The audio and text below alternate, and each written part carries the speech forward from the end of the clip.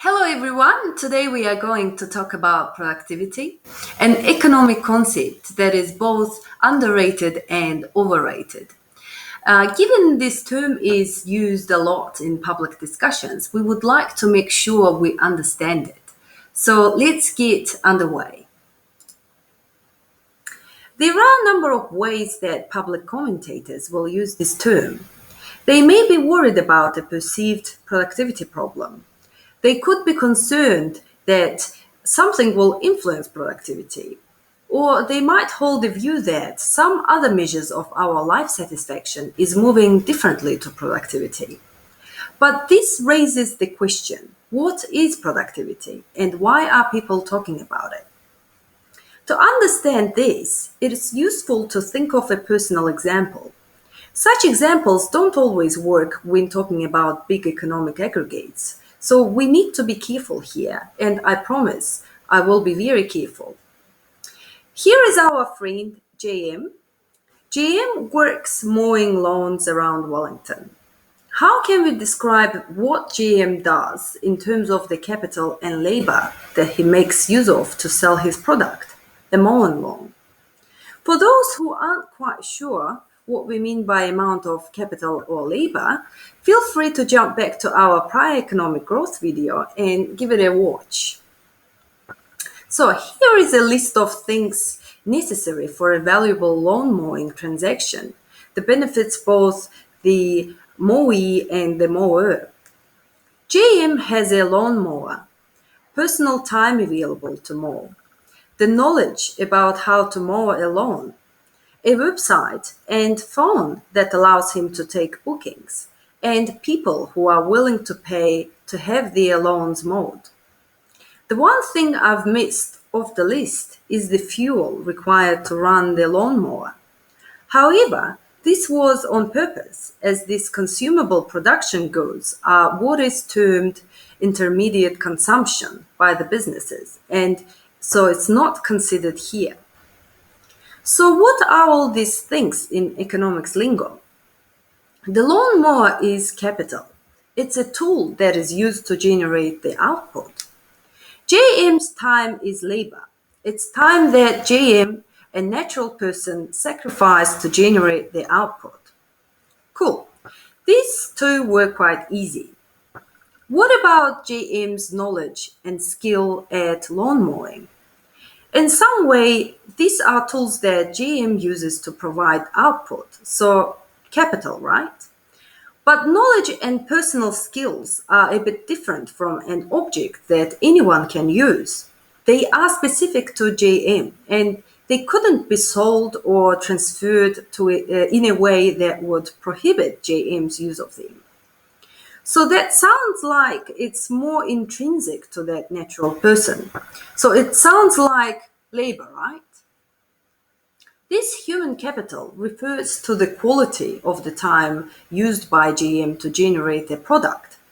We would not refer to a change in this as an increase in labor or capital, but instead as an increase in multi-factor productivity, sometimes this termed as total factor productivity. Now, the next one is the website and phone that allows GM to take bookings. That must be capital, right? Well, in terms of the existence, yes, but let's think about the website.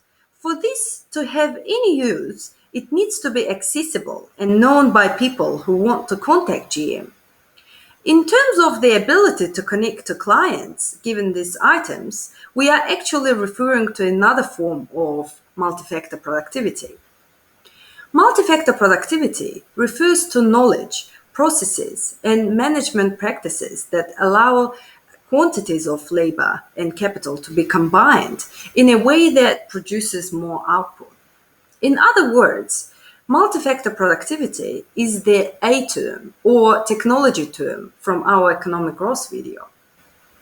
Finally, we have the client willing to pay for the lawn mowing service. The client is quite important.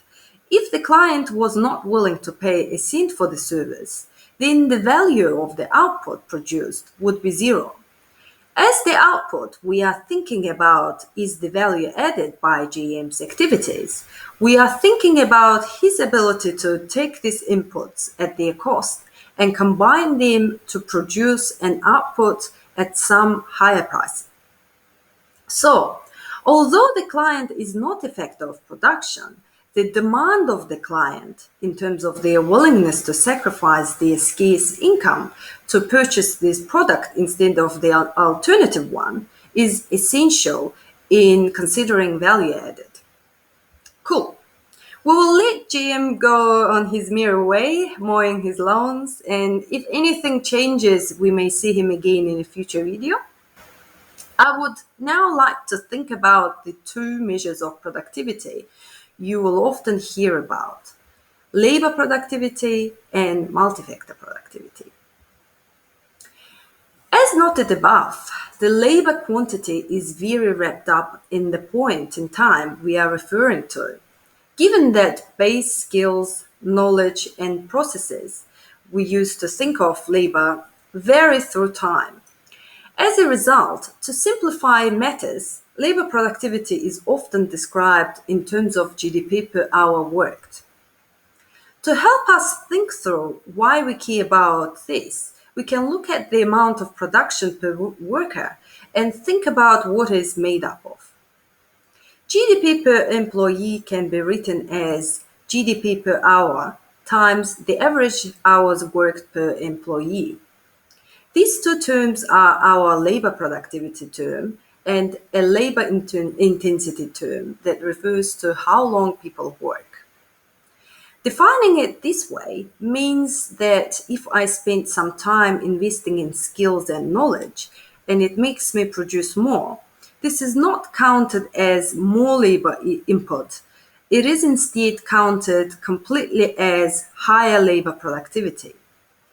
This is exactly the same as if I have traded some of my time to get access to a new flashy video camera for those videos, as that capital item would make my videos better and improve my output for the same time outlay. As a result, the amount that is produced with an hour of a person's time depends on the tools they have available to use, their capital, and the knowledge and processes available for them to use, or multi-factor productivity. In the previous video, we discussed economic growth and how capital accumulation can only take us so far. The real driver of growth and potentially incomes for workers was technology. In this discussion, we have realized that this refers to multi-factor productivity. So let's talk about that. Multi-factor productivity is often termed the efficiency of combining inputs to generate outputs. This is an extremely economist definition in terms of sounding very specific while not being. Specifically, it can make people think that this is a separate category of productivity when it's really the overarching figure we should keep an eye on to think about the utilization of scarce resources. It's not the case that we have either labor productivity, capital productivity, or multi-factor productivity growth.